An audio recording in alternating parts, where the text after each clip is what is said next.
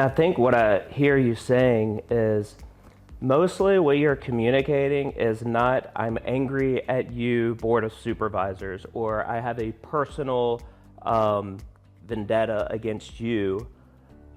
It's more, I have a passion for the law.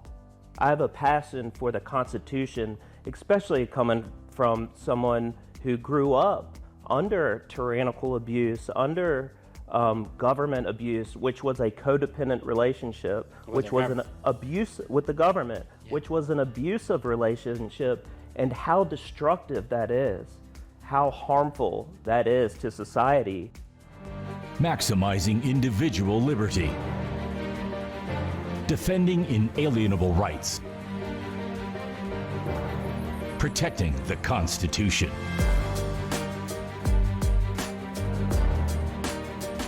Welcome to the Liberty Enforcement Podcast. And so I think that there's something really in your heart that you're carrying in your passion, and I would call it even righteous anger, for injustice. Yeah. You know, so it's not personal against them. They just happen to be in the crossfire, right? Because they took that oath of office, put themselves pretty much in between the people's freedom and government overreach and tyranny, and they're right in the middle of it, and they have the choice whether to side with us and the law or side with unlawful government abuse. That's a serious situation for them to be in, and you're bringing to their attention how serious of a matter this is as your rightful duty as a citizen. That the founder said it is the right, it is the duty of the people, if the government becomes abusive, to throw off such government. Now, we're not talking about violence. We're talking about lawful and peaceful solution to this. Can you talk more about lawful and peaceful? Yeah, I think that it's like when first of all, I'm not the only person who has spoken in front of the board in fairly aggressive terms. And in fact, there have been numerous speakers who have been exponentially more aggressive than I have been, and I think there have been people who have not always stayed within the boundary of lawful and peaceful either.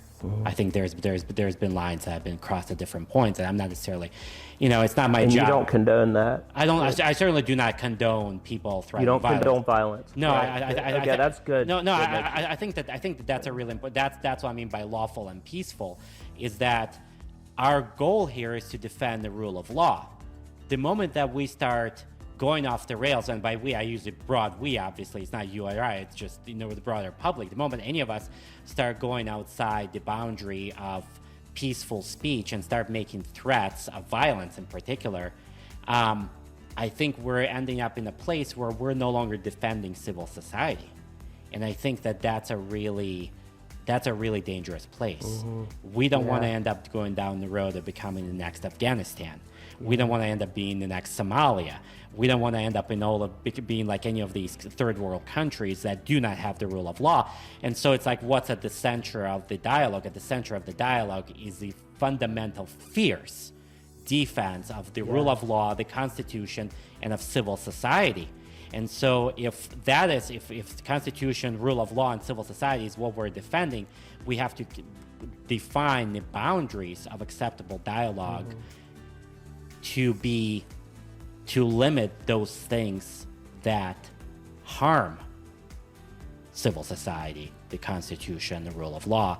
And this line of threats of violence is absolutely unacceptable, in my opinion. I think that's where the line really has to be clear cut. And also, on top, having said all of that, there's also a reality. What was that JFK quote?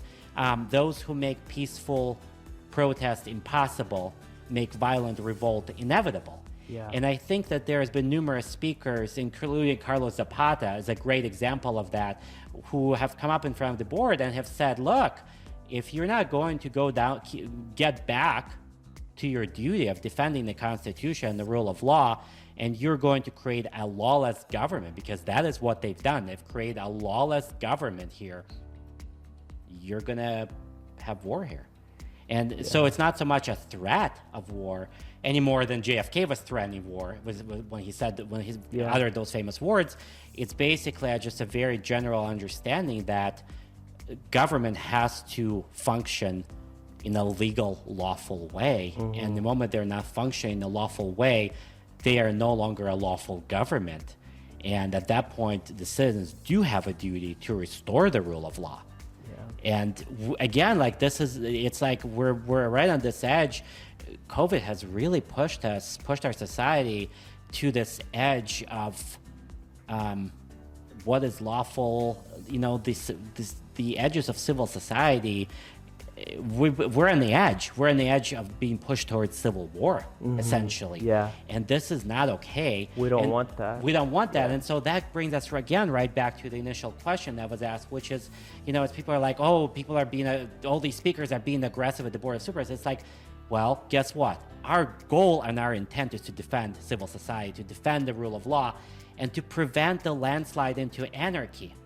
And so if we have to be aggressive in doing that, if we have to raise our voices and scream at every once in a while, so what? Because the alternative, imagine the alternative that we end up in a situation where we are in civil war a year from now, because these COVID restrictions continue as they have been, and we do end up in a downslide, and we do end up in a place where people have to rise up against, let's say we have increasingly, you know, we continue to downslide towards less and less freedom, more and more government restrictions, and we end up in a place where civil war becomes necessary. Do we want to look back and say we didn't do everything to prevent that downslide? That we didn't use every measure, civil, lawful, peaceful measure to prevent that kind of escalation? You know, and we're in dangerous times. This is a fundamentally dangerous time we're in, and not just in America, but also globally. Because zooming out, this is a global challenge we're facing, right? Like, if you think about the way that COVID is not an America-only problem. COVID is a global challenge where all these governments around the world have all declared themselves tyrants in the name of the people. I mean, it's just like, oh, emergency powers, medical tyranny is a great exemption to any kind of democracy. Oh, gee, well, how do we get back to sanity? How do we get back to normalcy? So, yeah, I think these are very, very challenging times, and you know, and I kind of want to bounce this back to you and kind of ask, you know, like, if we contextualize these times in the context of the Boston Tea Party, you know, and some of the civil disobedience. Because this country has a very rich tradition of civil disobedience, a lot of which has not been very polite at all. You know, it's like maybe we need to look at some of that history and be like, wait a second, this country has a history of standing up to tyranny and defending civil society in pretty aggressive ways. I mean, the Boston Tea Party probably wasn't all that polite. I mean, all things considered, right? I mean, when we think about it, so... Yeah, it's a really interesting question to ponder. What are your thoughts? Well, I have studied some of history, and particularly recent history of countries and groups that have suffered under communism, under totalitarian oppression. And the one thing that they come out with of how to fight against it is that fervor, that zeal, and that fire and passion for freedom has to burn in these people. And that's part of what we're doing. Yeah. You know, when we go to the Board of Supervisors, we're letting them know this is a very serious situation. Yeah. We're not here to just rant and vent. No. This is way more intentional of that. There's way much more love and care behind what we're doing. There's we're here. I think that's a really important word. Love. Yes, we're here because we fundamentally love this country, and we believe this country. There's a reason for this country to continue to exist. Even the socialist group that we have here in Shasta County, I love those people. I want them to have their rights. I don't want their rights stripped from them. It's okay if they hate me, if they hate you, and they disagree. I still love them. We're here for all Americans, every American, doesn't matter race, color. We want freedom not only for America, for the entire world. And we're fighting for this. This is a worthy cause, a worthy fight. And we're not gonna, I don't feel like we're gonna give up. I think this is just the beginning. Yeah, and I think this point that this, it's the socialists, we're fighting for their rights. Yes. We're fighting for the rights of our supervisors. It's not like we're going up there and saying, give me my rights. It's like, no, we're saying, give me my rights, which are also your rights, you idiot. I mean, really, that's like, just because someone doesn't understand that their basic framework of liberty doesn't change the dynamic, which is we are fundamentally fighting not just for our rights. I'm not up there just for my rights. I'm up there for your rights, and I'm up there for every citizen of this country's rights, including the socialists of Shasta County. I mean, and if they see, and it's interesting because, it's like these folks who are fervently socialists, who are really fierce and, vote for Bernie Sanders and all of that good stuff. It's like, they just need to talk to someone who's actually lived under socialism. Because universally, people will say like, no, thank you. Like every single time we've tried these different systems, it's like, what was that joke that democracy is the worst form of government except for all the others that have been tried? It's that sort of thing. It's the same thing with capitalism. It's like, I think if we were to have a conversation with some of these folks, we'd probably find agreement on a lot of the challenges of capitalism. Like there's right. I don't think any of us think that America is this perfect place. Like we don't see America as perfect. Yeah. We see it as a better option than all the other options in the world. Yeah. It's hilarious to me that some of these folks who are trying to fundamentally tear down this country are choosing to live here. It's just, it's like, wait, you're a citizen of the United States. Well, keep your citizenship and go live in Cuba. Like, you could go live in Vietnam. You can go live in, in China. You could go live in Russia. Like, there's lots of places for you to live. You can even keep your citizenship. Like, that's part of being an American citizen. You can go travel and live in all these other places. And they're like, no, we're going to live in America, and then we're going to try to make America into Soviet Russia. And it's like, as the journalist of Russia, what it's like to be drinking, was it the polonium or whatever the radioactive isotope that Russia regularly feeds its journalists to kill them. It's like, or ask, or like people talk about, it's just mind blowing to me. It's just really mind blowing because it's like, if context is so critical, you remove the context of the global society and you remove the context of other nations' histories, and you just look at America and the things that we've done that have been in some places really bad. Like we have some history, like every other country that have been bad, like the way we treat Native Americans in this country, but indigenous peoples in every country have been treated horribly. It's like racial tensions in other countries are far worse. It's like, would you rather be black in America or would you rather be black in China or Russia? I mean, it's just like the context matters. And I think that's a lot of what's missing around this dialogue with socialism and all of that. It's like, capitalism has its challenges. We have challenges in America that, that's why our Constitution and our founding documents talk about towards a more perfect union. Like there's a recognition that we're not perfect, that we have challenges, but it's like, and would you rather be living in Somalia?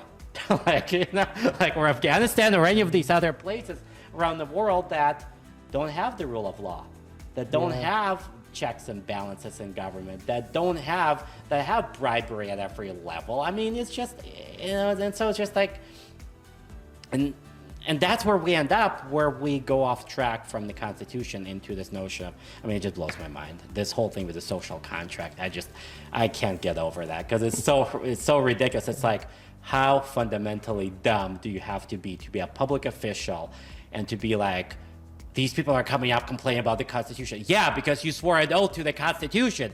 We're expecting you to do your job and uphold the Constitution. It's just like, it's it's really interesting. You get almost labeled like a crazy or a radical, and that you're talking this fanatical language when you're just basically reiterating what the Constitution says and exactly how our founders would have responded in this situation clearly. I mean, this isn't like debatable. This is exactly how they would respond. They would be rolling over in their grave. Yeah. Yeah, and I think that, I mean, you know, and I think that there's a reality that just cannot be avoided, which is the situation we ended up in is a no man's land of sorts. It's like this weird twilight zone where our public officials are fundamentally saying, I can do anything if I think it's a good idea. Yeah. Like, I mean, it's just like, I mean, like, how mind-blowing is that? It's like, no, you can't do anything. You can't do everything. You only have specific powers given to you by the Constitution and nothing else. Mm-hmm. It's nothing else. And so it's like, you know, and so the gaslighting that's been going on from the start of this, where they're saying, oh, no, we can just shut down churches. Wait, what? You could just shut down churches? You could just ban free speech and say that peaceful protest is a non-essential activity? On what planet? Mm-hmm. I mean, it's just, and what their basic reasoning is, it's like, until the basic reasoning, as I understand it, the way our public officials are saying, well, until the Supreme Court rules otherwise, I have that power. It's like, no, you don't. I'm sorry, that way of thinking is dangerous. It is fundamentally dangerous to have public officials running around saying, I have unlimited powers, and I can do anything I want until someone else tells me I can't.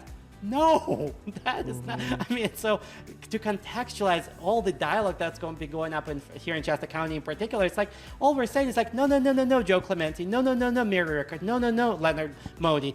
You can't just run around and shut down businesses. You can't just be doing this stuff because you don't have the power. You never had the power. I mean, it's just, you know, it's so surreal that you have to kind of laugh about it because it's like, wait, so we have public officials who swore an oath to the Constitution, who think social contract? Like, I'm sorry, you swore an oath to the Constitution, not to the social contract, and now you think because you have some sort of big notion of social contract that none of us seem to, like, you know, because I went in front of Joe and I asked Joe Clementi, I was like, so what is the social contract? Show me. I've sent him emails, in fact, asking him, like, where in your oath of office is a social contract? Where is the social contract? Like, tell me what the contract is. I mean, it's just like. And what was his response? There was no response ever, because it's just that level of stupid. I mean, it's just at some point is he just making it up? Do you think, or does he have some kind of vague idea of where, like, this whole COVID thing is a social contract? That's what he's calling it, or? I think that there is a fundamental ignorance at play, and I think that, you know, and just looking at the way that I think a lot of my friends on the liberal side look at this, it really seems like there is a fundamental ignorance in America on a lot of people's parts, and it turns out on the parts of our public officials, that we have this thing called the rule of law.